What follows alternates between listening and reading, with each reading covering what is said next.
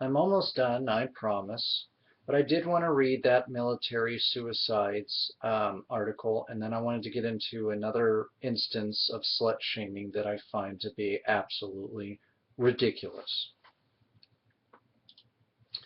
Military suicides hit high in 2012. 349 suicides exceeded Afghanistan's death toll. One thing we learned during our career is that stress, guns, and alcohol constitute a dangerous mixture. Retired Army General Peter W. Carnell and Dennis J. Reiner. Military suicides hit a grim new high in 2012, and experts believe that the problem may only get worse despite the Pentagon's best efforts to find the AP finds. There are a total of 349 suicides among active duty troops, the highest since the Pentagon began tracking the problem in 2001, and more than 295 Americans who died in Afghanistan last year. The Army recorded a record 182 suicides, while there were 59 in the Air Force and 60 in the Navy. The Marine Corps saw an alarming 50% rise in suicides to 48. Oh, let me guess. They weren't man enough. They just needed to walk it off, right? Not including, of course, the women who are probably amongst those. Not including the men and women amongst those who may have done so because of the way that they were treated after the military just oh so perfectly handled their rape case. Just saying. The Pentagon has made reversing the rise in suicides a priority. But the total kept climbing even as the U.S. ended its involvement in Iraq and began winding down its involvement in Afghanistan. Yeah, I'm sorry.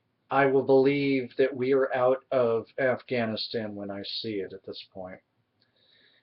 Now that we're decreasing our troops and they're coming back home, that's when they're really in the danger zone. When they're transitioning back to their families, back to their communities, and really finding a sense of purpose amongst themselves. No, I'm sorry.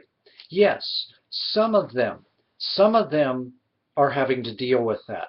The rest are having to deal with Vietnam-era bullcrap that we treat our veterans with coming back home. We're still telling them oftentimes that PTSD is just all in their head. Here's some more pills. If that doesn't work, just come back and we'll give you even more pills. That's not a solution. Not to mention the rape situation that's so very, very ridiculous and is happening to men and women. Oh, right, I forgot. It's not that we're willfully admitting situational rapists.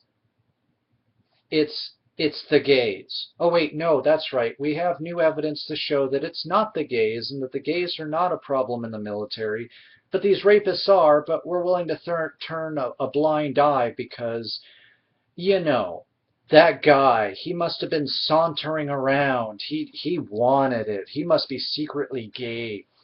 And so he's ashamed to admit it. So he made up this story about a rape to cover up the fact that he's what? He's ashamed that he's a filthy queer. Or she should have known better than to work with Tom. Never mind that she was assigned to Tom. You know, Tom's a wild man. She must have done something to provoke it, and now she's being a prude. She's claiming that she didn't want it. That, oh yeah, and the fact that her jaw was broken in the assault, she just misinterpreted Tom's little love bites. We're disgusting.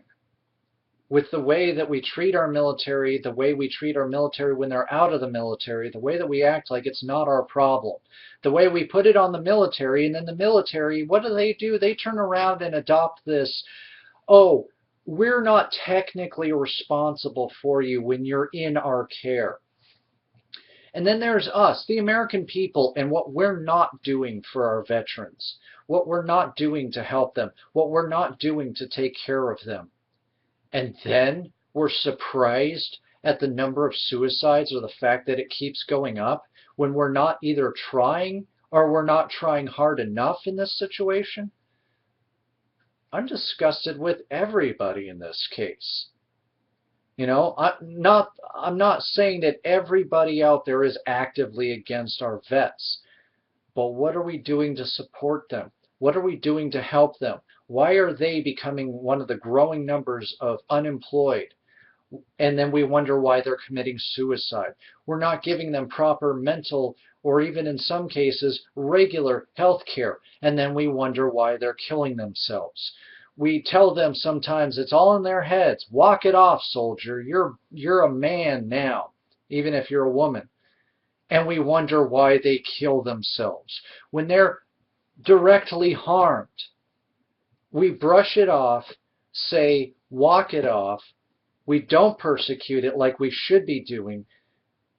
And we wonder why, when they have no justice in this world at times, when they're looked down upon at times, why they're committing suicide.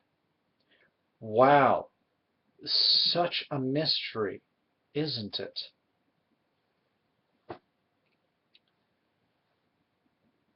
This is going to continue to be a problem until we realize that it is a problem, until we actually face it, until we start saying, well, at what cost do we send a man off to war, a woman off to war?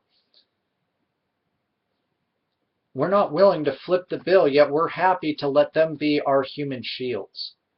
I'm sorry, I don't stand for that. That's not my involvement with veterans. That's not even close to anything I would recommend to help our veterans, because it is not helping our veterans, as you can see. Link to the articles down in the underbar.